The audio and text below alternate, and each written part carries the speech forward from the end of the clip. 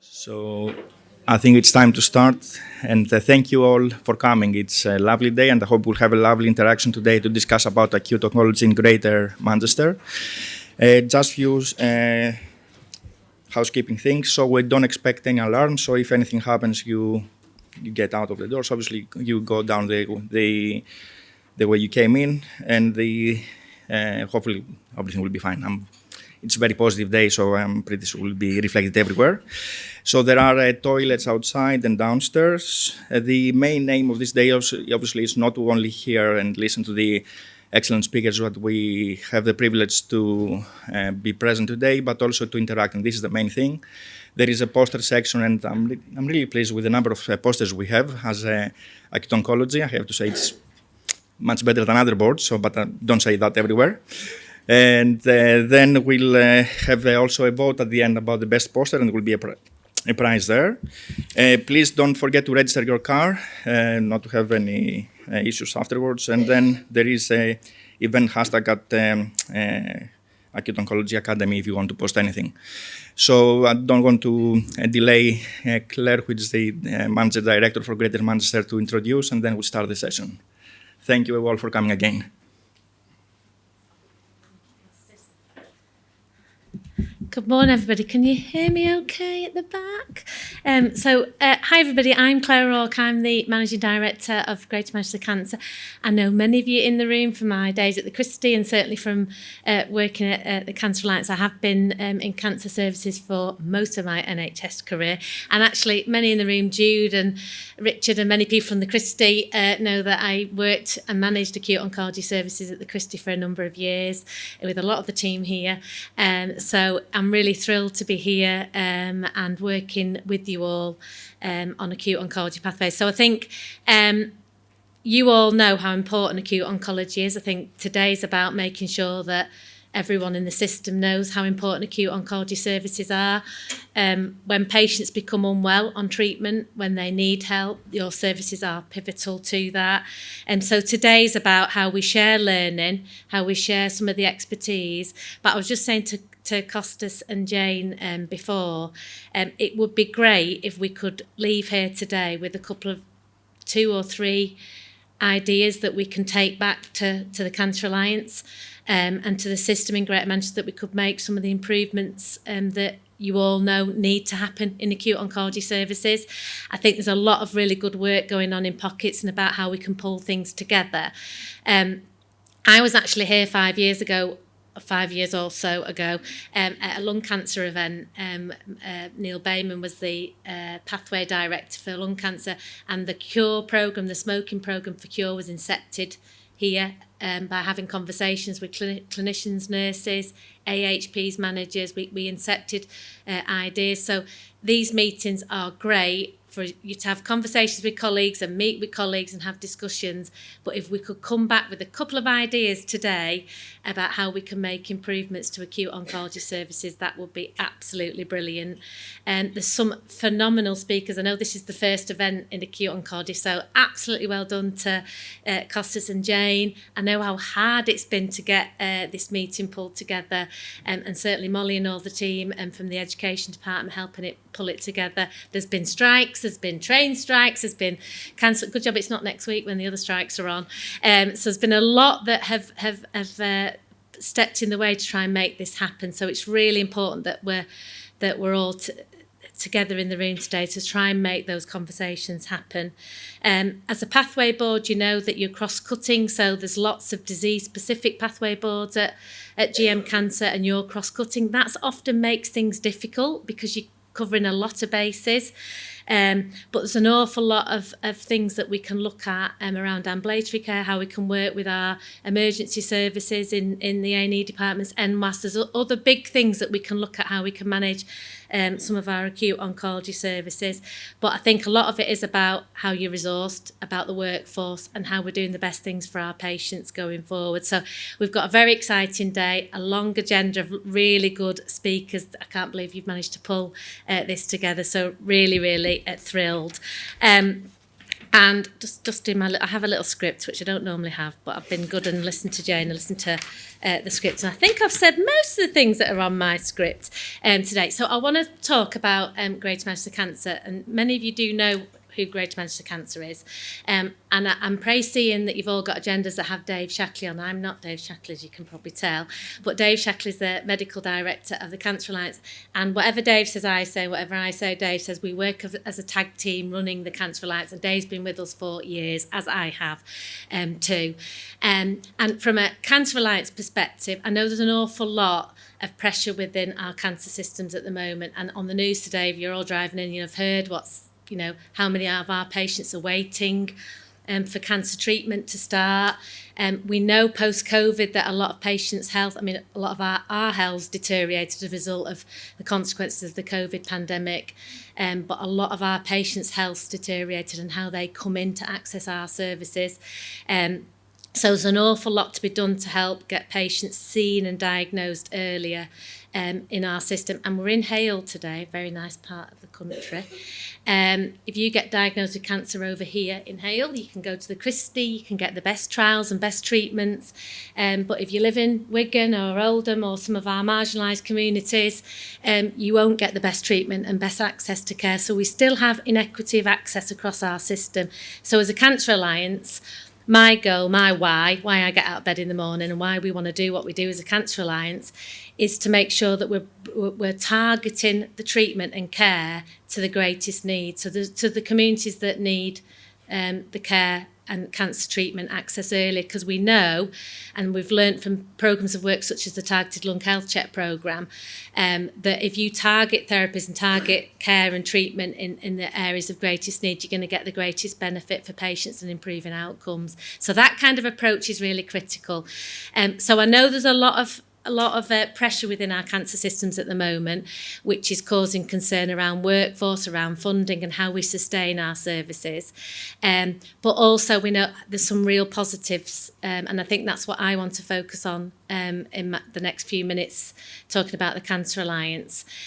So you may remember the Cancer Alliance has been going for a very long time, for well over 6 or 7 years.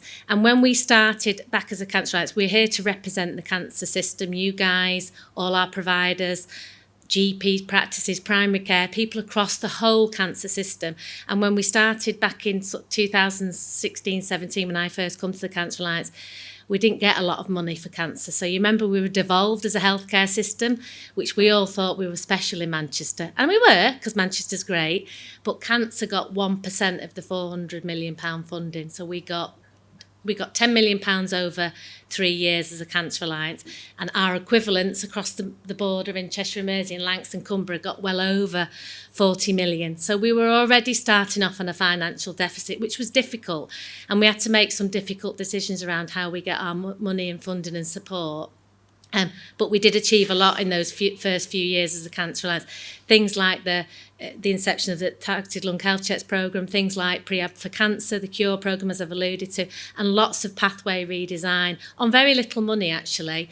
And we demonstrated by listening to clinical colleagues like yourselves, you can make pathway improvements and can improve care. And some of those programmes didn't cost a lot of money. Prehab didn't cost a lot of money, but we made real massive improvements to patients as a result. So listening to clinicians and finding out what problems you can make improvements to care, and we demonstrated that.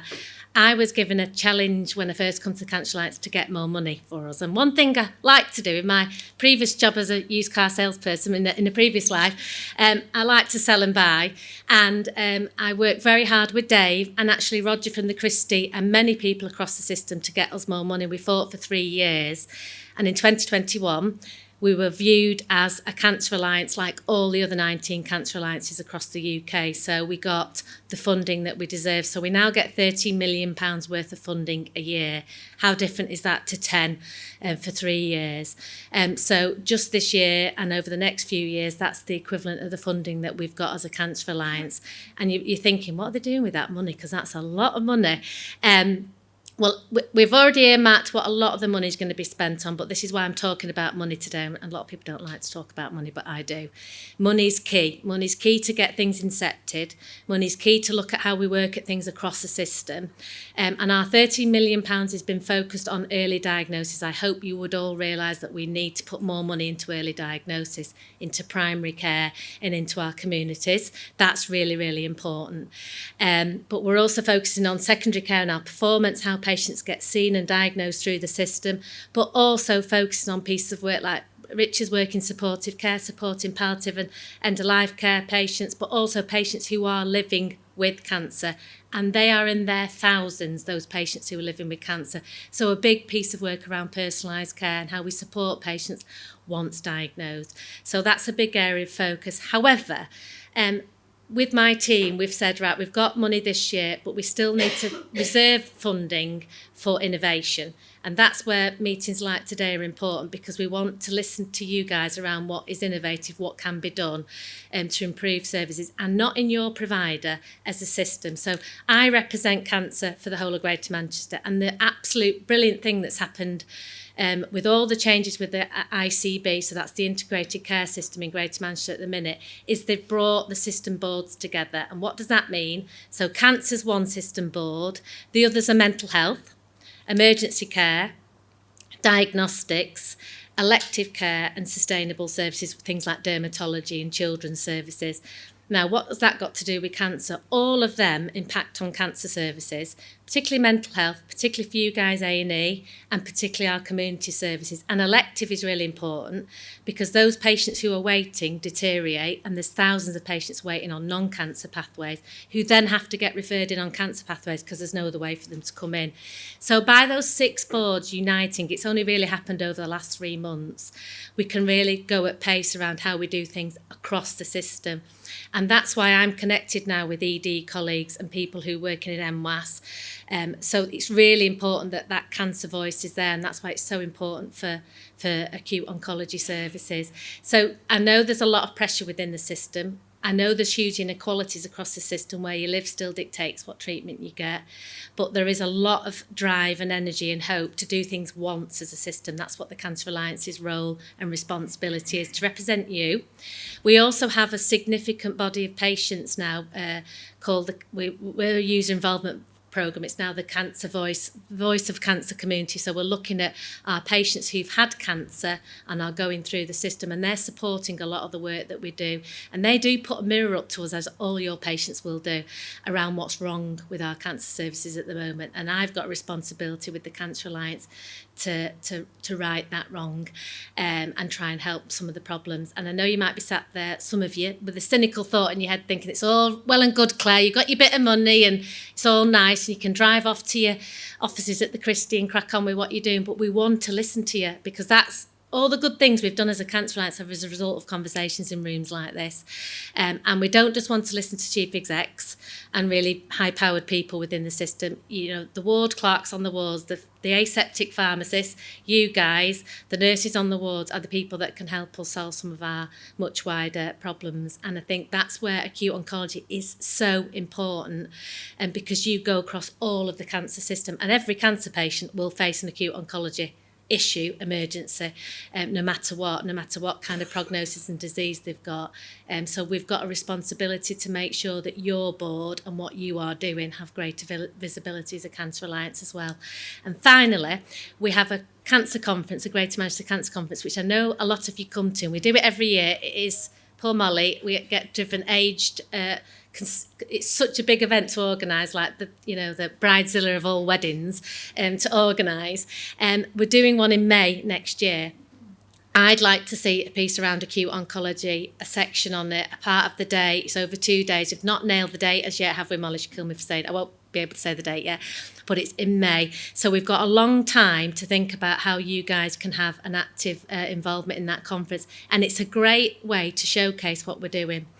The other thing to finish on is that we don't work in isolation as the Cancer Alliance. So I work on behalf of NHS England. We're hosted by the Christie. We're responsible to the GM system. We're responsible to NHS England and to the National Cancer Team. But we're building partnerships with lots of people at the moment, not just Macmillan and Cancer Research UK, the normal.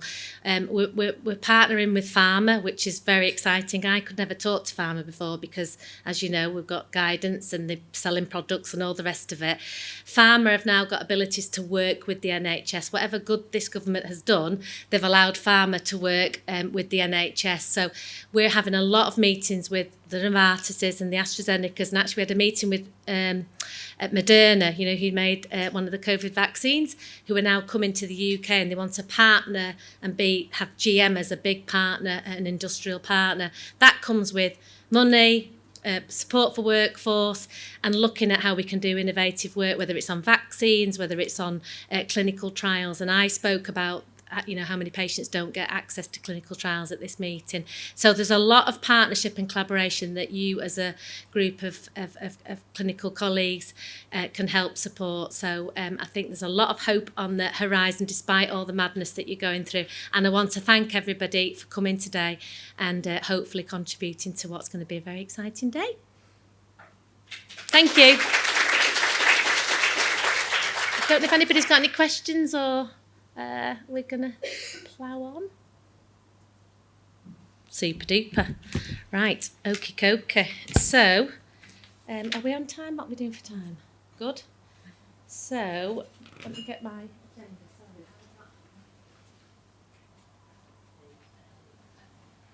So, we are bringing up our rather lovely Molly and the education team. And then we're going to have a couple of sessions here and then a little bit of a round table discussion afterwards. So, okay, Mel? Yeah. Thank you very much, Claire. So, the clicker's working as well, which is fab. Okay, brilliant. So for those of you who don't know me, my name is Molly Pipping and I'm the Senior Programme Lead for Education at the Cancer Alliance, and I head up our Cancer Academy.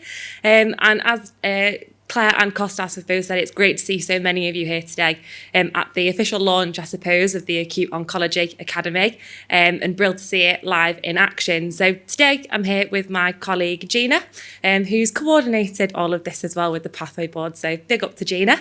And Gina's going to do the national picture in terms of where we're at the moment with acute oncology education. And I'm going to talk to you a little bit about what we're doing on the ground in Greater Manchester.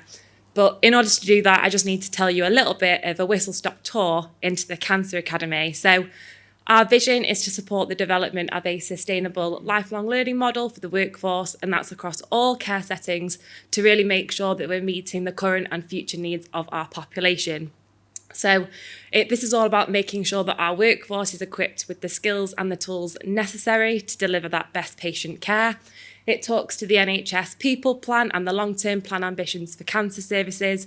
And one of the great things about having an academy is that it standardises that offering. It reduces inequity around access to cancer education and therefore, in turn, should improve patient care. Everything that we do as an academy is driven by workforce need and something that I think is a bit of a USP for us. And I'll talk around that a little bit more over the next few slides. But just again, a bit more context in terms of where we are. The concept of the Cancer Academy has been around for a long time now, and Sue Todd, who's our Programme Director for Transformation, started this out with Satish a couple of years ago now. And this has all been about us working originally within the urology pathway to pilot the concept of an academy. So this is our model that we've come up with, which we've trialled and tested, and it works. And if you want any more information around that, then you can find it on our website, which is also pictured here. And what we've been doing a lot of as well over the past few years is really socialising that narrative, making sure that we're working with partners across the system, working collegiately. We're very fortunate to be surrounded by fantastic other educational entities, whether that's our HAIs, the Christie School of Oncology, Gateway C. So we're making sure that we're working with all of those partners so that we can truly be that hub of cancer education. So, as I've said, we've been piloting this in urology, but now we're coming out of phase 1. We're going into phase 2. And that looks very colourful and is 19 different cancer academies, all of which my team, who all started over the past 2 weeks, have the small task of delivering at least one deliverable under all of these before the end of the financial year. So what are we doing for you guys within acute oncology? There are 3 strands to this initially. The first one is around metastatic spinal cord compression, which is what the images are on the screen for you here. So we identified a need through the pathway board that we needed to do more education in this space. We know that there's a very successful study day that runs through the Christie, and obviously we didn't want to duplicate that. So why was this still coming up as a need? We definitely needed to dig a little deeper. And surprisingly, it came up as different areas. So we're going to have 3 modules under this segment, which will all be coming very soon, the first one in the next few weeks. The first one is going to be targeted at clinical examination of MSCC, doing that real deep dive into red flags as well, so wherever you might present as an emergency. Module 2 is around a debate between an oncologist and a surgeon, and then Module 3 is really geared towards our AHP colleagues who are working in the community, looking at bracing, prehab, rehab, and all that other good stuff. So please do sign up to the website so that you can get notifications of this and you can share it with your colleagues. Strand 2 is a cross-cutting piece, so this is with the Neuro-Oncology Pathway Board. Again, scoping exercises being conducted, and there's some really great things that we're going to deliver in this space over the next 12 months. The first one being a webinar on brain metastases in September, looking at grading, staging and triaging. But there's also some quite quick wins that we're going to be launching very soon, such as a leaflet on steroid management, and also some information around MDTs as well. And then the third part, which I'm sure some of you in the room were involved in, but a Cancer Alliance project from a few years ago in acute oncology, where a really robust document was pulled together around an introduction to AO. And unfortunately, this has actually been sat on a shelf gathering a bit of dust and is only shared with people when they ask for it. So we're going to revamp that, digitise it, and get it hosted on the Academy website so the people who need to access that can do, and it's nice and interactive. So we can only talk about education when we talk about our workforce. And, as Claire said already on the radio this morning, it's back at the forefront. We're not retaining our staff and we've got huge backlogs. So what are we doing about it? And as a Cancer Alliance, the Academy itself fits under the Workforce and Education Programme of Work, which Suzanne Lilly heads up for us. And she's just released a workforce and education strategy, and everything that we do definitely aligns to that. And one of the things that we really wanted to do is make sure that our workforce, we were putting them back at the heart of everything. So we've been working with the HEIs across Greater Manchester to create an e-portfolio. So this is launching next week, so sneak preview of what it looks like. This is all about informing that appraisal process, and as I said, putting people back at the heart of their career, empowering them to take control of their own learning and their career trajectory. So this will inform those appraisal conversations. You can upload CPD, you can track it against frameworks, which I'll talk about a little bit more in just a second. And it's a great way of tracking where you're up to, and will hopefully really promote those learning opportunities, but also that retention piece. Because the frameworks that sit on this link to something called Ascend. And I know that we love an acronym, but this one definitely needs it. It's the Aspirant Cancer Career and Education Development Programme. So this is something that's come out of NHS England, and as a Cancer Alliance, we've been very involved in. But it's an end-to-end career framework looking at really transforming that career pathway for our workforce. It's multi-professional and it launched earlier this year. But we all know that we like to do things a little bit differently in Greater Manchester. So we've gone one step further and we've taken that generic framework and we've made it tumour site specific. So again, starting with urology, but Gina, who's just started working with us as our practice education facilitator, is going to be writing 14 of these frameworks, one for each of our cancer pathways at the Alliance. This will sit on the website and you can see where the gaps are in your knowledge. You can then go and plug them and we'll signpost out, not just the things that we're doing in Greater Manchester, but national resources. So you do truly have that one-stop shop for all of your cancer education needs. And I know that frameworks have been done to death over the past few years, and I hope that you've not all sat there going, oh, for God's sake, another one. But I promise that I really do think that this one's got a little bit more about it. It's a really joined up way of working, and it's national as well, which I just do think makes a big difference. And I can't talk about Ascend without mentioning psychological level 2, and I think that this will probably be pertinent to a lot of people in this room and a lot of your colleagues. So we know that demand outweighs capacity for psychological level 2. This is not an issue that's exclusive to us in Greater Manchester. It's definitely a national one. And as a Cancer Alliance, previously we've delivered this as a 2-day face-to-face course with our psychologists who work across GM. And they flagged with us last year that delivering a 2-day face-to-face course for 10 people, they're also under a lot of pressure and they couldn't continue to commit to that. So we found a more sustainable way of working. And we're piloting a hybrid approach to this. So there's 5 online modules that have been produced, and then that will be consolidated with 1 day of face-to-face learning. At this present moment, we hope that over the next 12 months, we can upskill 200 staff as a starting point.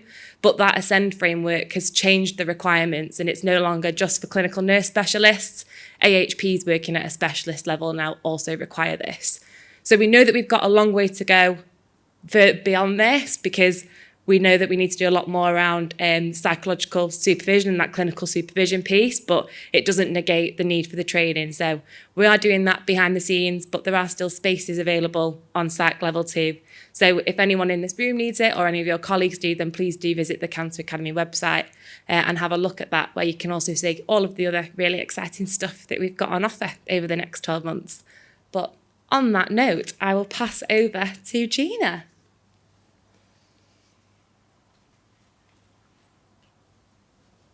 Thanks, Molly. It's nice to see so many familiar faces, but I'm not sure if that makes it more or less nerve-wracking. So I just wanted to tell you a little bit about a national project that I'm working on with Dr. Verna Lavender, who was the past president of UCONS and is helping with this project.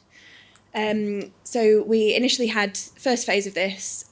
We're now got HE funding for phase 2, which comes with a fancy acronym because we all love acronyms. So the first phase of this project was developing the passports. So there's already an existing framework for this, which is the UCONS Acute Oncology Knowledge and Skills Guidance. And learning, again, that was based on those 4 levels of practice was already in existence. So for Level 1 colleagues, there's at Macmillan, and then Level 2, the Guy's Cancer Academy resource, which are freely accessible. For Level 3, which I imagine would be kind of most of the people in this room, are looking at Levels 3 and 4. So this is more linked to accredited university courses. And Level 4 relates to the Macmillan evidence in work-based learning. So we've mapped that to a series of 4 passports. For those of you that completed the UCONS SACT passport, it's kind of based on the success of that model. Level 1 colleagues we imagined would be related to staff working in primary care. So everyone who kind of comes into interaction with a patient with an acute oncology indication, so from your kind of supportive assistive workforce, if it's a GP receptionist, when to know, when is back pain not just back pain, picking up on those red flags and recognising them. With those kind of primary care settings adds a bit more challenge for who's going to assess these. So our colleagues at Macmillan are developing this into a digital resource. Levels 2 and 3 kind of match that SACT passport style with question and answer, kind of standardised competence assessment, and we've included a model answer guide for this. And Level 4 is the portfolio checklist. So this is for staff who are working within acute oncology services but might have more of a strategic leadership role. So it's just kind of dividing these things from the original framework to the pillars of advanced practice, and people can demonstrate their learning. And to accompany these, there's also a user guide. So I don't really need to tell you all why acute oncology is important, but these are some of our key aims. So as you can see, the patient's at the heart of all this, but there's a lot of people they might interact with in their patient journey.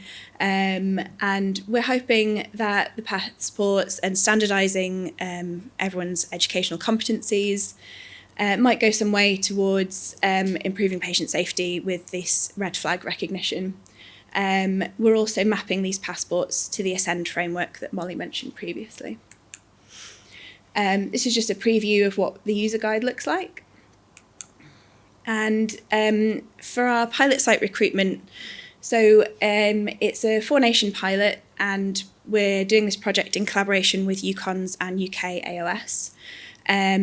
The process of developing the passports had a lot of feedback from colleagues in those societies and members of the National Acute Oncology Education Group, with kind of reiterative draft reviews, and from people who were involved in that, we've had interest from 23 sites. You'll notice there probably aren't 23 pins on there. My geography's not great, so they're all roughly in the location to show you where we're piloting this. And this initial pilot will run until March next year. For sites in Manchester, we're piloting this at the Christie. It's a multidisciplinary resource, although we do need to appreciate that most of the acute oncology workforce is nurses, AHPs, and ACPs and medics. But we wanted to capture all staff groups, so we're speaking to colleagues at NWAS for some of their paramedics and call handlers who are looking at piloting level 1 and 2 for us.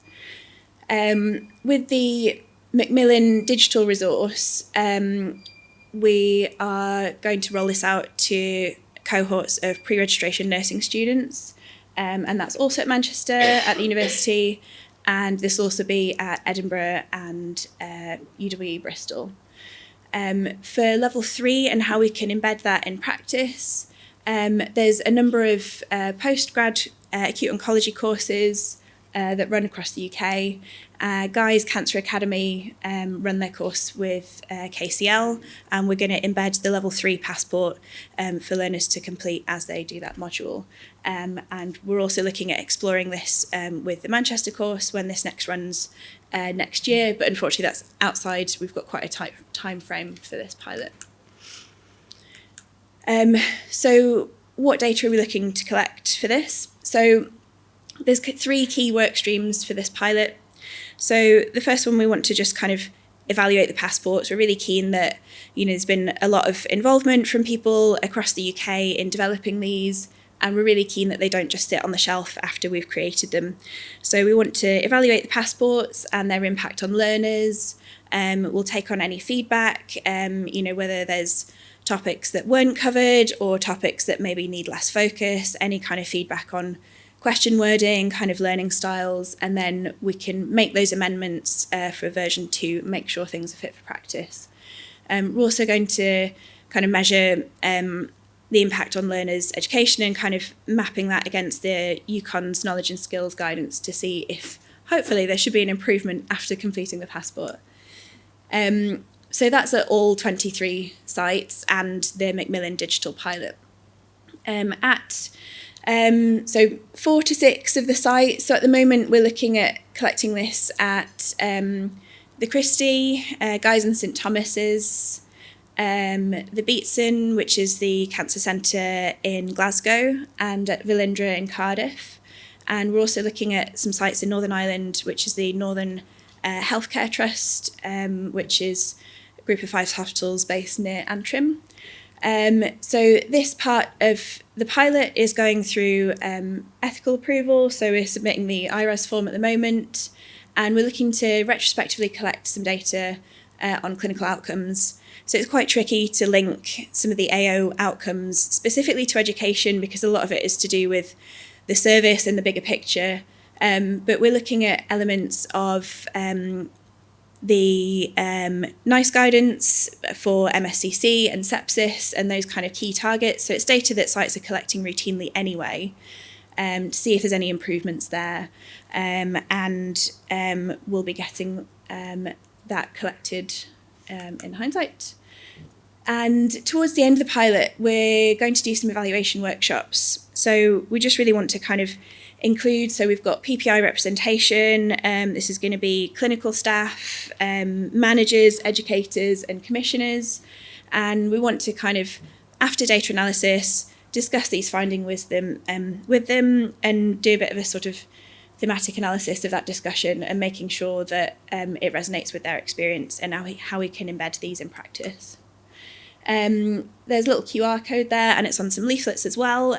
This is to sign up for the digital resource. So again, I know that's probably not the audience here, but thinking about what colleagues you work with, so any healthcare assistants, ward clerks, any kind of, if you're based at a DGH, if you've got cancer care coordinators, pathway navigators, anyone who you feel might be useful to do that e-learning. It should launch at the start of August, and there'll be a short pre and post survey. So just to kind of disseminate that out there, we can gather some feedback, and then we'll be looking forward to bringing these updates back to the Pathway Board, and also hopefully for publication over the next year. So that's the whistle-stop tour of the passports. So I'll hand over to Claire to introduce the next speakers who will be joining the panel. But if anyone's got any questions, please let me know. You will never meet two more lovely girls than these two, honestly. And the Academy are achieving, and the education team at the Cancer Alliance are achieving a phenomenal amount. Anybody in the room who doesn't know, please go on that website. And please encourage the ward clerks and your AHPs and other people across the system to use these educational platforms that have been developed for you and for your teams and for everybody. So well done to the girls. Brilliant presentation there. And we will share slides and everything later, by the way, guys. And any burning questions, we'll have a little panel discussion after we've got presentations. So next up is Annie, who's at the back, who got a bit of way to walk now. So I'll give a brief introduction while you're walking, Annie, who is at the Christie is Divisional Associate Chief Nurse, and is going to talk about emergency admission pathways at the Christie, but I presume across the whole system as well. So welcome, Annie.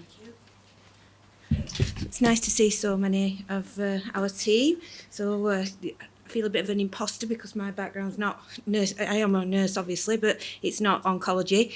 So I'm absolutely terrified doing a presentation full of oncology colleagues. So thank you. Laura Bradley, one of our ACPs, helped me with this presentation before she went off and had a third baby, otherwise she'd be here with me today.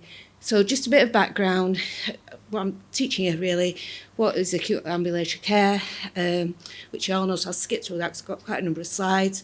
It's about acute care delivered to patients without the need of an inpatient bed. Through COVID, this was really pushed in the acute services with their SDEX, which is the same day emergency care, and this is how we at the Christie have tried to emulate and utilise some of those processes with our oncology patients. The challenges are around advances in cancer therapy, particularly around immunotherapy. Patients are living longer with cancer, exposure to new treatments. We already know that cancer patients who seek emergency care have a longer length of stay when they're in acute trust, particularly higher admission rates and higher mortality than other non-cancer patients. And also there's the financial implications as well. So challenges for the Christie is that we're a tertiary centre. 80% of our activity is outpatient based. We don't have an emergency department or a minor illness service on site. We have a small patient bed profile. We've got 201. We are shortly to get in another 2 wards, but at the minute we're still quite small. That figure includes 23 additional acute admission beds, and we're landlocked, so we can only go up, we can't go out. So we've got a purpose-built acute ambulatory care unit, which is adjacent to our acute assessment inpatient unit, which many of you work on there. So it consists of 8 trolley chairs and 2 side rooms. It's staffed currently with just over 10, almost 11 ACP, acute oncology ACPs, and we've got 3 trainees through coming up to the middle of your training, I think, aren't you, ladies? It is a nurse-led unit, which is staffed by just over 10 RNs, spotted by Band 3 HCAs and led by our lovely Sabrina here. It initially opened as a 5-day service, but following a trial of weekend opening last year, we've been funded to go to 7 days, 8 a.m. to about 9:30 p.m. And we're just sort of building up the workforce to enable that to happen. So we did a snapshot of activity in March this year, and through the AACU, there were just under 400 patients. Out of those 400 patients, there were only 49 of them admitted, so just over 12% admitted. So that's really a phenomenal turnaround of patients that have gone through there and limiting inpatient admissions there were also follow-up patients. There were 52 follow-ups, and this is sort of, we're trying to turn this into a formalised virtual ward, but at the minute we're doing a telephone follow-up for the patients. So that's just a snapshot of number of days of patients through the week. Our Saturday and Sunday numbers are lower, but this at the time we were only opening 9 till about 3:30 in March. So the source of referral is majority through the hotline. A lot of hours from our multi-outpatient areas. There what might be follow-ups as well, radiology, outreach and other. So this is the reasons that patients are predominantly admitted. There's a wide variety of patients, but the top 5 are iron and electrolyte replacement, systemic infections, sepsis, blood products, blood transfusions, interventional radiology, coming in for the stents, the NGs, problems with drains, nephrostomies, etc., and disease-related symptoms. So what we're trying to do next and how we're trying to support the wider system is that we want to fully establish this 7-day service, so we're not far away, because what we found with what you see with those figures is that pre-opening at weekends, the patients that went through AAU, which is our inpatient area, 87% were admitted, so we've completely reversed those figures at weekend, and now it's only about 14% are admitted at weekends. I did recognise it is only, I'm working on March's figures, so it's just a small snapshot. But this is where I think it's important about how we fit in and how we support the GM, in that we get about 2,500 calls through our hotline a month. And if you see on the second chart here, these are the patients that we don't admit. So in March, for example, we didn't admit 185 patients, but these patients needed a review. So it's quite clear in some of that there's a small amount of patients don't want to come to Christie, want to go to the local A&E. The ones in yellow, the ones that it's very clear it's not appropriate for them to come to A&E. So if it's a stroke, for example, it wouldn't be appropriate. But I think one of our next steps is to examine the figures, the number of patients in blue. So there's about 150, 160 patients a month that are going into A&Es, and this might be the patient that's in Wigan at 4 o'clock on a Friday that is obviously septic. We can't get them over to the Christie to deliver their antibiotics, or we're finding as well that some of the MWAC, some of the ambulances might decide that patient can't get to the Christie or needs to go. So we want to examine and do a deeper dive into that number of patients, not necessarily so that we can suck them in and bring them into the Christie, but it's how we can look at supporting our acute oncology patients across Greater Manchester. So questions now. Why I'm particularly interested in that group of patients, because the people that have worked in acute trust, acute oncology is limited. It might only be a 9 to 5 Monday to Friday service, and it's those patients outside. And back in my clinical day, I was called as a critical care outreach practitioner to see these acute oncology patients and get a really rough deal. And for me, it's about having that equality and how Christie can support the wider Greater Manchester to give equitable care for our acute oncology patients. So I don't know if anybody's got any questions. That was a very whistle top. Brilliant. Thanks very much.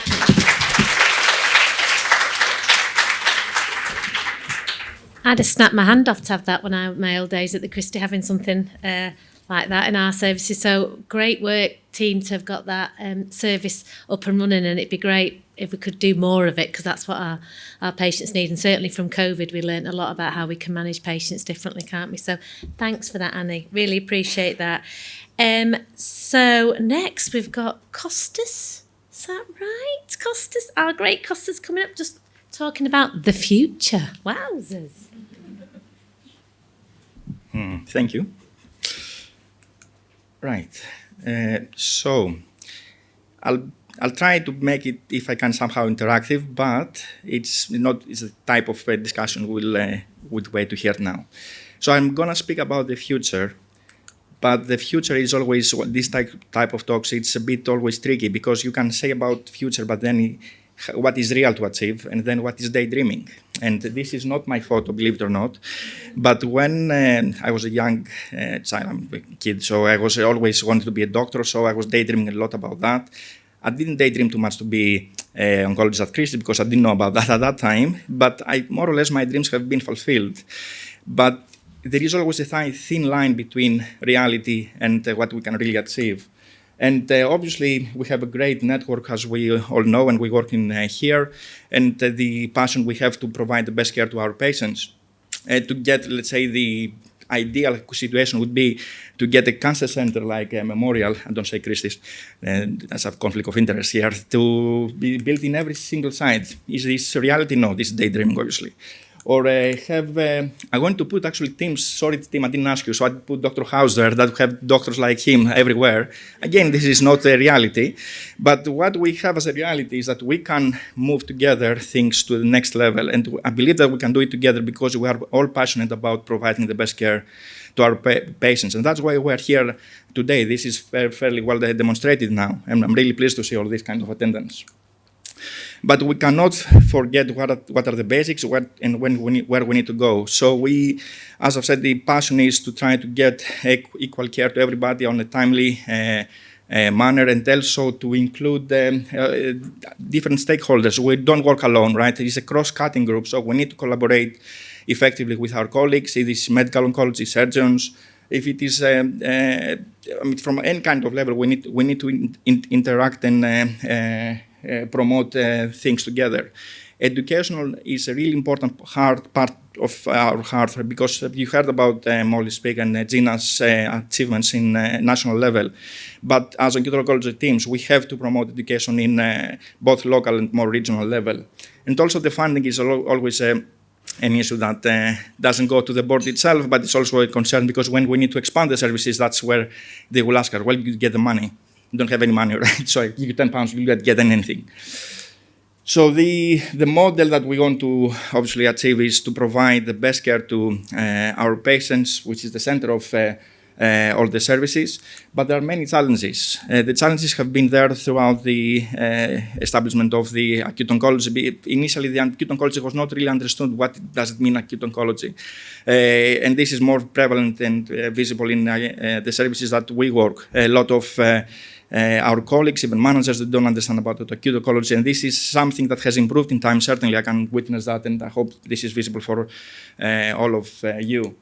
The consultant provision, so there is so much discussion how we can support our teams without the right clinical expertise there, so that there are ways to consider outside of the box, but this still remains a challenge. Data, so this is a big issue, so I'll discuss a bit more about that. Having meaningful metrics to be able to communicate better with each other and make it visible what we are offering, because this is, in my experience, it's not well understood what we provide as acute oncology. And it's very difficult also to capture what we do, because there are so many communications that are happening and the complexities of the patients we are dealing with, that sometimes this cannot be ticked in a box, right, and say, yeah, this is what you have achieved, because what we look at is mainly numbers.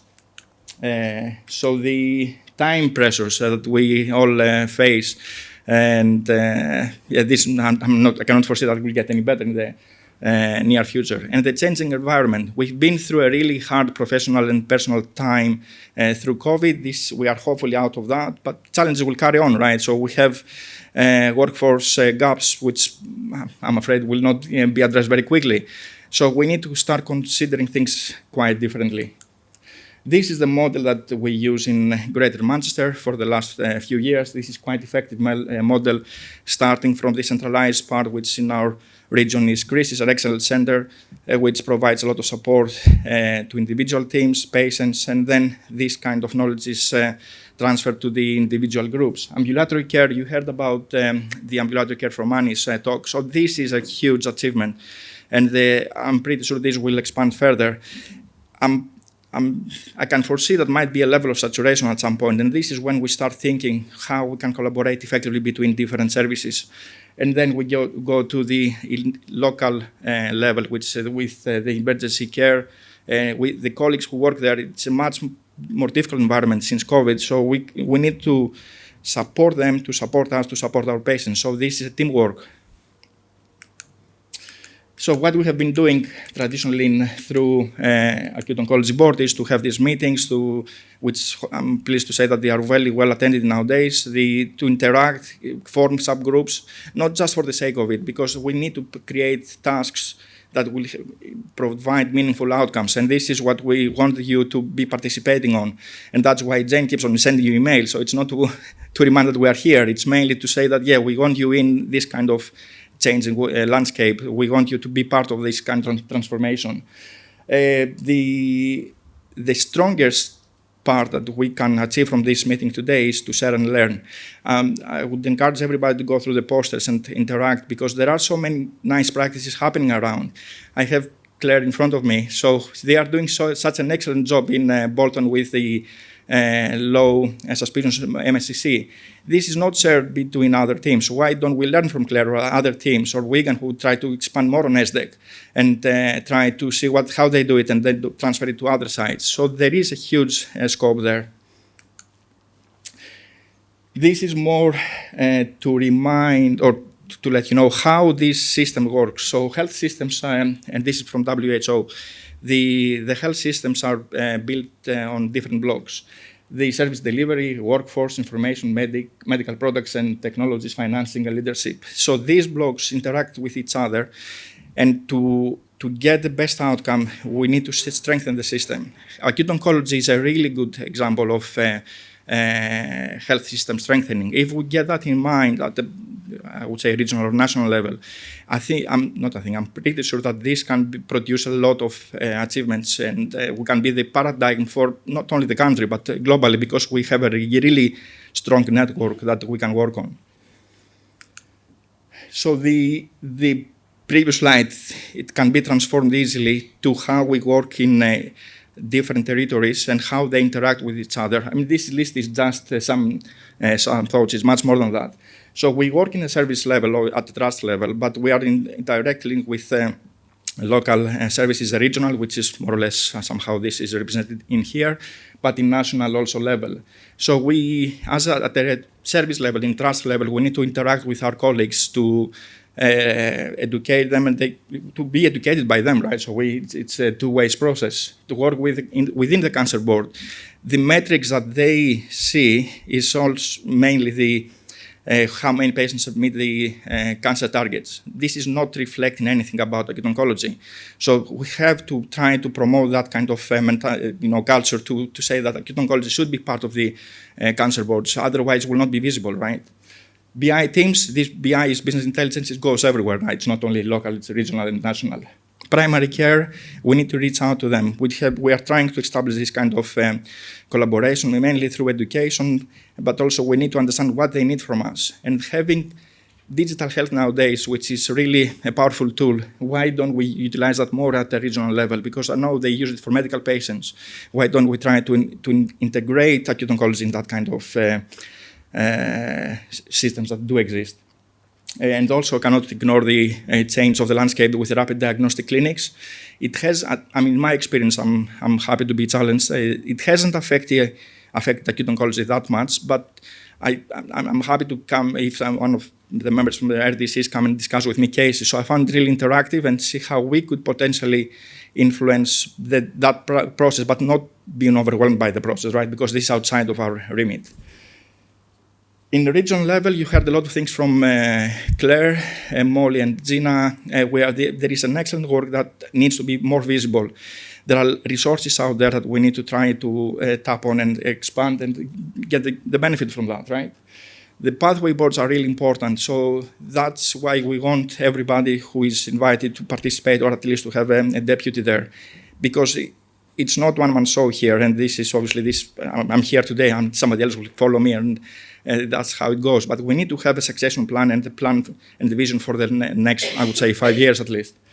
So the pathway boards are really important to be attended, but also to interact with other boards, and we have done that. In the last few meetings, we had neuro-oncology on board, so I think that was really powerful and makes difference to how we work, right? Because we understand each other better. Hotline and ambulatory care units. So this is a piece of work that needs to be expanded. the issue we might face at the moment is we feel quite fragmented. So what is done at Wigan, nobody knows what is done at Stepping Hill and so forth.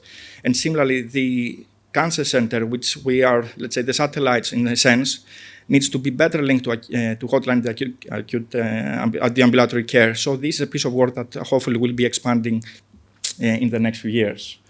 I will come to the research towards the end. So, and we cannot ignore that at the national level, we have the Acute Oncology Society. Claire Mitchell was one of the founding members, and this is going really well. So it's much more visible at the national level, the acute oncology, which, as I said before, and initially wasn't even understood what acute oncology is about. And in the next version of COSD, we'll have the acute oncology metrics incorporated in that one. So this will increase visibility for sure. So data, I'll try to, how many minutes I have more? Okay, thanks. Right, so in case of data, you are all aware that we need to collect the data and provide to Tableau. In the last year now or so, we want to transform the way it's done, because what was noticed is that the data did not really reflect what it was achieved at a local level. So we have the business intelligence from Greater Manchester, and with the great support from Claire and the Marco Massetti and Bolton team, they try to streamline the process. It's not an easy process because there is a different kind of vocabulary between clinicians and IT people. So that's proved to be much more challenging from what we thought initially. But anyway, so this will come, right? And this will change things. But in the meantime, we all need to collect data, whatever we do it. We have the minimal data set that we need to collect, and then provide meaningful data for our teams, and then go to the cancer board if we need any type of further support. So this will change. But don't ignore AI. So this is knocking NHS England door. But till the government is sorted, we're not yet there, but this will come. So this will revolutionize everything in the next few years. And what we discuss about this kind of pathways might not be really relevant. But till that point, we need to keep on working on what we have. I won't expand too much on ESDEC because we have mentioned about that. This is a national drive. We need to see how we can work better with ambulatory care that exists at Christie's, and also learn from pilot sites that they might already do it. So that's a piece of work that needs to be expanded, and I hope GM will be able to support that approach. And going through all these things, we get to a work plan, which means that every year we have to produce what we want to achieve for the next 12 months. This is not an exhaustive list, but this is some points that hopefully we can deliver. So the main areas is the treatment and care, which is the heart, and then it's workforce and education. And we put some objectives that we need to meet. This will be discussed again. And Jane, have we sent that already out? Or can't remember. No. Okay, so this will be sent out by Jane, and then I would really welcome any kind of feedback, because again, this is not about me as a chair or whoever will be a chair. It's for the workforce as a group, right? So we need to consider what we want to achieve for the next 12 months or even further than that, and work on that together. So this, as I said, will come out in the next few weeks. We cannot ignore the role, the very important role of our patients, and this is what we are fighting for. So we want our service representatives to be part of the board and have their opinion, which is happening. Just we need to reinforce that. And then there is a lot of initiatives throughout different kind of levels to promote education. Right. So as a conclusion, I would say how we can progress. So I think I made it quite evident that I want, and we believe that we are a network, right? So we work collaboratively, and this is how we have to achieve things in the future, working together, learning from each other. As I said, there are so nice and good practices around that needs to be shared. I mean, most of the colleagues are very open to pass the knowledge and support other colleagues, junior or not junior, doesn't really matter that one, but it's to get together as mentality. This is the culture that we need to achieve. Also, we need the data. Unfortunately, we cannot live without data, and that's why I keep on asking about individual teams to collect data, try to produce metrics that will make some sense, and then it's a working progress because this will go to a national level, and then will be much more visible. So we need to be prepared for that, right? So we are working towards that direction. So I said that we'll speak about research and innovation. So as a medical oncologist, research obviously is part of my role, right? So you cannot consider oncology without research. But maybe we are a bit different from the way we do it is we check drugs and see what is the survival benefit, what is potentially quality of life. What is the strength of the network is that we can work at a different level. So this is more going to go towards public health, but it's system strengthening. We have a really power in case of a number of cases we treat and how we can collaborate between ourselves, that it will be phenomenal if we manage to get it in the right level. I know it's not that easy, it needs a lot of infrastructure, it needs support, but even the poster that you presented today, it means that there is work that be done there that can be amplified in a regional level, and this could improve and show to other nations or networks how a system can improve. So I'm a strong believer to that and in that, and then I think this will carry on as an ongoing plan. We have Dr. Adams, who will speak up later about the management of immunotherapy toxicity, and he's also the research lead for our pathway board. So we try to develop projects, like even small ones, like hypercalcemia, how you manage hypercalcemia, and how different we are doing between that, and how we can improve. So this type of things needs obviously a lot of effort and investment, but we managed, Tameside, which is a small hospital, we managed to get junior doctors who are also willing to do projects, and in DGH there is nothing running. And we managed even to send a poster last year to ESMO. So I would never believe that a small hospital like Tameside, there's a small team as well, right? Because it's only one nurse who is still persevering with me. So to produce these things. So I strongly believe that this is something that we can achieve as a group again. And there are ideas out there, just we need to coordinate that and have this kind of passion and willingness to participate. And not forget that we keep on moving on to the next stage. So as I've said, we need to empower younger members of the teams to develop their leadership skills, because they will be the ones that will follow on and will carry on with this excellent work that is produced throughout GM. And with this one, I would like to close and thank you again.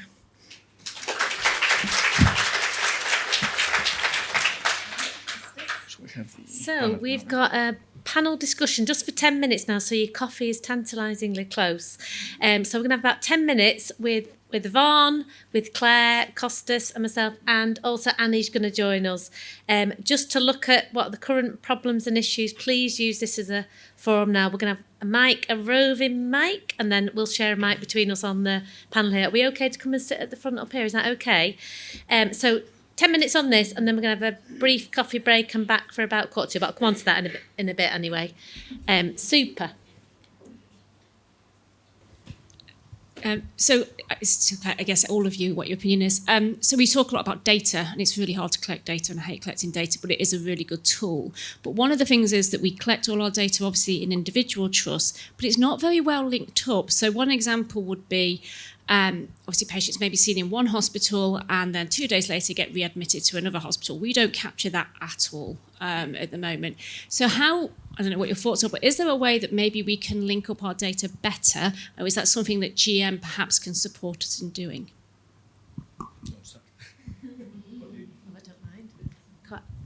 Everyone knows on my team, I'm not a data person, and Claire, you certainly know that. Data is absolutely critical, and I think one of the things Claire and many people on the panel no doubt will say is we're not connected, so we haven't got any visibility. The Tableau system and our BI, we've got a Tableau system in Greater Manchester now where we can see live cancer data, and I know the team have worked very hard with our business intelligence team to try and gather data across the system, and I think acute oncology, if we're being honest, wasn't prioritised above the metrics we needed for 62-day and for faster diagnosis standard and for some of our cancer targets. However, in order for you to all deliver the care you need across Greater Manchester, you need that data visibility. And I know the supportive care team, palliative care teams, they've said the same, primary care say the same. So the connectivity of data is really important, and we're working hard as a team to break down those barriers. And I know the business intelligence team that we have at the Cancer Alliance, so we've got a team of data analysts now at the Cancer Alliance are working with the ICB. So that's the much wider structures to nail that. But we're not there yet, Claire, you're absolutely right.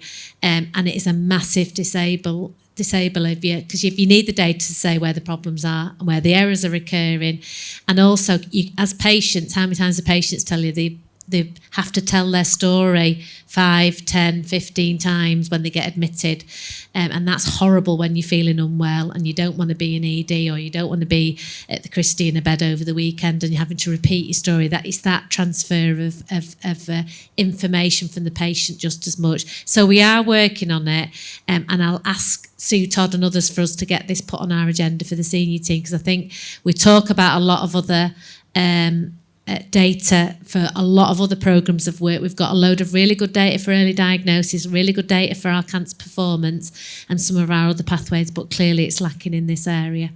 Anybody else want to? Thanks. Claire, you're absolutely right, and I think that there's two key issues there. One is the clinical data, and one is the aspect of us needing to understand what's happened with our patients. And I just want to say a great big thank you to all of you out there, because you do such a great job of making sure that the clinical teams are updated with when patients are admitted to local trusts, and then that information getting onto CWP. So I want to say a really big thanks, because actually all of the clinicians really value that feedback that you do. And for anyone that's new to acute oncology, please don't feel hesitant about contacting the Christie consultants, because they want to know what's happening with their patients when they have landed up outside. So I think that's the best that we can do at the moment in terms of the clinical information, and we should continue to do that. The bit that you're talking about is the much more difficult bit, which is the IT solutions to us collecting data. And I don't think that that's something that we can easily solve, but we do need to try and continue to work on it. And one of the most powerful things that we've seen today is that lovely data from the Christie demonstrating how many patients attending ambulatory care can be managed and allowed home. Now, we touched earlier on resource, and how without resource it's really difficult to get anything done. And at the bottom of all of this, without us being able to encourage our local trusts of the value of our ambulatory care services, it's really difficult for us to attract resource. And we've seen that already when we went to the move to the ICBs, and then in Greater Manchester we got such a small piece of the pie for cancer. So it's been a really great meeting already this morning, and there's been two key things, one of which is how we can learn and perhaps not manipulate, but use the data that we have from Christie, demonstrating, for example, how many patients, if we're managed appropriately through well-trained acute oncology settings, with patients accessing that where they want to, whether that's in Christie or whether that's closer to home at their local service, but how we can start to use that sort of data from the Christie to say to our local trusts, actually, we can do this if you give us the resource to do it, and we'll stop patients coming in through that front door. We'll stop patients be sitting there in A&E and not being managed very well.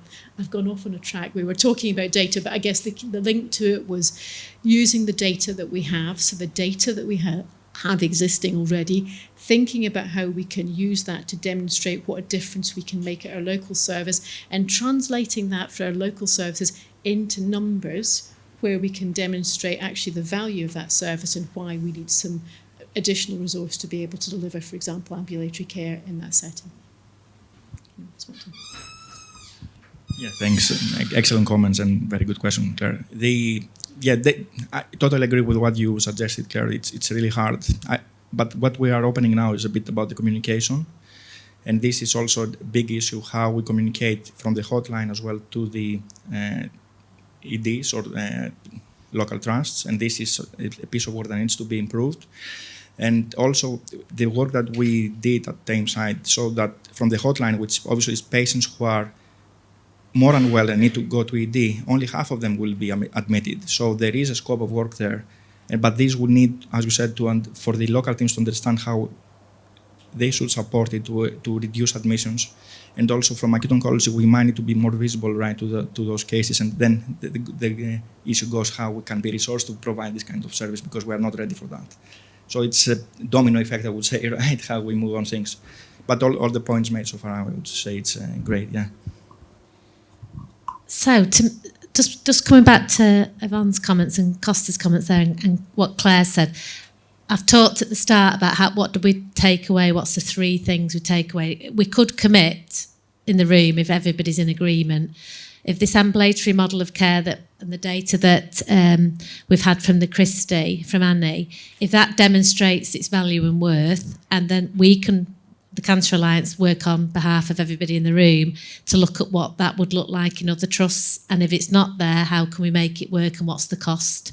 Because you remember we work with commissioners, we work with all of the providers, and most importantly ICB, and I can't tell you how critical the link, my equivalent now in emergency care. So Jill is my equivalent in emergency care. She's a phenomenal lady and is really keen to how we deal with cancer issues. So we could come back with a proposal if we all work, a couple of key people, how that would look. Is that kind of something that sounds as one thing we could do already, and it's not even 10:30?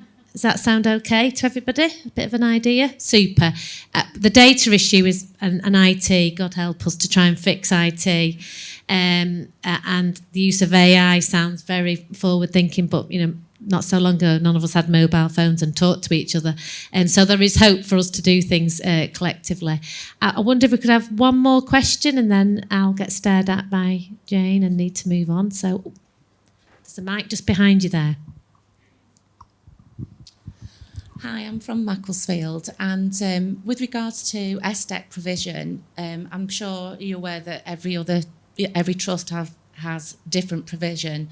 I was just talking with Jane earlier, and to support RAO patients, is there any merit for, say, the Christie providing a virtual PA or something like that? So, for instance, if we get somebody in that have been discussed, they've come in, they've got a newly diagnosed brain tumour, they don't need to stay in, they've been discussed on the neuro-oncology MDT and they're waiting for an outcome.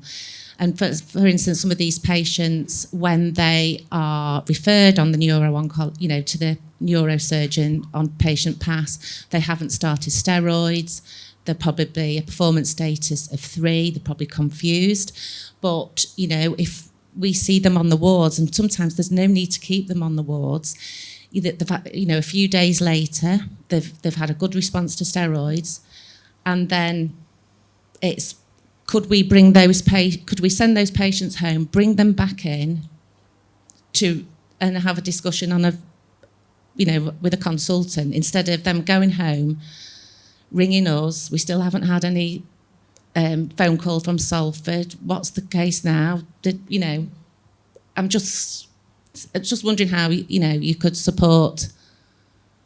Yeah, again, that's just one example. Great question and comment, and I think it draws together again a lot of the themes that we've been hearing about this morning. So we've heard about the fantastic work that's going on in education. And actually, one of the key parts of that is how we are going to be able to deliver more education by accessing digital services. And that's exactly what you're saying. Why can't we enhance our services, support our services when we've got such challenges with workforce? Because there is quite a lot of variation, as we all know in this room, with the acute oncology services according to which part of the network you happen to be in. So I think it's an absolutely great point, and I think it's one of the things that we absolutely are going to have to be developing over the next period of time, because with everything that is going on in cancer care, and of course we've heard on the radio this morning and already that actually a lot of the diagnostic pathways are under-resourced. So without us modernising our services and without us thinking, well, how do we deliver care to patients without necessarily having people travel all the time, because it's really difficult to get consultants and specialists to be able to be in 3 places at one time. But we can overcome a lot of that if we say, well, actually, we can develop some digital means of delivering that, whether that is digital board drones linked in with acute oncology services, or exactly as you allude to, some form of digital clinic with patients. So I think those are, again, thinking about the themes that we might want to take out of today, that's the key area for expansion and development.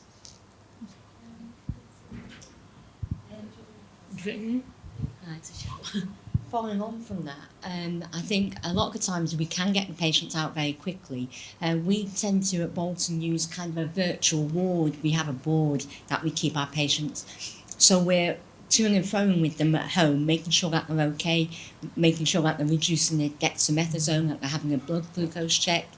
But now there's monies from NHS England about virtual wards, because it's all about getting our patients home, not admitted. So if we're picking the right patients, and we've got evidence to say that we do that very well, it might be linking into some of your providers in acute medicine, because they're the ones that are going to be driving the virtual wards. So they've linked back into us, because we mentioned it in 2015, about is there any means to have a virtual ward where we get people home very quickly, but someone's monitoring them. So it might be that you at your own trusts approach your acute medical lead and say, have you got a drive for virtual wards? Are you doing anything with the monies from NHS England, and work on that? What we're doing is not reinventing the wheel. So AO have a process for certain patient groups, like the new brain tumours, brain metastases and things like that. So we're saying to acute medicine, don't reinvent the wheel, see what you can use from our pathways, and we'll work with you. And again, it's that building cross-sectional working. So if you've got a really good relationship with your acute medicine, your ED, use it to benefit you, and you'll find that you're speaking their language, they grab you, you know. So that's another aspect that we can be doing, and we can demonstrate our proven work, and it's safe. So, can I ask? Very good points, actually, about virtual wards. Does everyone have virtual wards for cancer? Well, it's new, but it's been talked about a lot through our GM Goal Command and through. So it's very much focused on emission avoidance for everybody. I did ask the question probably about 18 months ago and got told it was going to be developed. Now, I must admit I never went back because I've slept since then. But it might be something that we do need to look at, because the virtual ward model has paid massive dividends to reduce. Tim's shaking his head at me now. He's going to tell me off. Oh, Christ. I'm hiding under my chair, Tim. It might not work, so Tim's probably going to say it might not be a possibility. However, if it's worked at Bolton, or is appearing to be working at Bolton, and there is resource for it, whether it's something we could look at, but Tim might prove me wrong here. I'll just give you a challenge, Claire, and I'll ask you a question, because obviously, as you know, I'm the lead currently, co-lead for the 10-year UEC Plan for Urgent Care of the acute care stream, and I sit on the ELG for virtual wards. And so the key metric you have to have is, for virtual ward, you have to be able to prove that the patient would otherwise need an inpatient hospital bed, and they have an intervention in the community that would require an inpatient intervention. So all I challenge you with is, which patients do you think you're going to do that for in an acute oncology setting? Because we can have this goal of let's have a virtual ward, but you need to define which patients you're going to put on that, not have a sort of nice idea, but you need to define very carefully which patients to go on that, because there's very clear criteria of which patients to be on a virtual ward. So could everybody in the room have the abilities to define what that criteria would be? So I think you highlight, Tim, absolutely one of the problems. And I think there's a difference between virtual wards and what a lot of the services across the patch do, which is keeping in touch with patients. So many of us will have different lists electronically that are our inpatient lists, that are patients that have gone home, that we are still keeping in contact with, touching base a couple of times a week, saying what's happening, making sure things are going on. Now, I think that's great. what that work and that activity is largely unseen, and it's difficult to get that work into a virtual ward because it doesn't fulfil the criteria. Well, is there a way that we could, because the virtual ward is obviously designed to do something, but could we do a virtual ward for cancer that's got new metrics and new measures and new ways of doing it? Tim's saying no. Oh, well, I'm, glass half full. Okay. Yeah. But we could do something bespoke in GM potentially for cancer patients. Okay. So if you've got some cash, I'll be on the way to love it, but you've got to have some cash, and you're not going to get the cash from the ICS, and you're not going to get it from NHS. Fine, okay. There's other ways of getting cash, don't worry. Right, I'm woefully negligent. We've gone over a couple of minutes, haven't we? What, sorry? Oh, well, Costa's last comment, and then Costa's coffee, go for your coffee, and we might be 10:55, and I know I'm going to get killed, but the importance to have conversations, and Tim, don't come over and lamp me one in a minute. Just a quick one. So there are two ways you can consider that. One is the acute oncology teams to have virtual ward for the patients they potentially monitor in the community, but also the support they might get from Christie's. So this might help because we don't have full consultant provision for everyday cover. So that could be another way to support individual AO teams to support the patient. So it can go both directions. And the second one might be a bit easier to achieve at the moment. Brilliant. Well, thanks everybody. Have lots of debate and discussion, please. 10:55, come back, and 5 minutes late, if that's okay. And thanks to all the speakers this morning. Please give everybody a good round of applause. Thank you.